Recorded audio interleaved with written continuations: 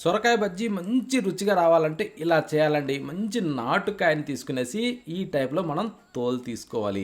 అది మనకి ఎంత కాయ అవసరమో అంత కాయని తీసుకునేసి ఈ టైప్‌లో చిన్న చిన్న ముక్కలుగా కట్ చేసుకోవాలి. ఈ విధంగా ముక్కలు కట్ చేసిన ఈ సొరకాయ దబ్బలన్నింటిని తీసి మనం ఇప్పుడు ఒక బౌల్‌లో వేసుకోవాలి. వేసిన తర్వాత కట్ చేసిన టమోటాలు కూడా వేసి పచ్చిమిరపకాయలు కూడా వేసుకొని కొంచెం చింతపండు సాల్ట్ కూడా వేసి చిటికెడు పసుపు కూడా వేసి తగినన్ని నీళ్లు పోసి మూత పెట్టి స్టవ్ ఆన్ చేసి స్టవ్ మీద పెట్టేసి బాగా ఇలా ఉడికించుకోవాలి.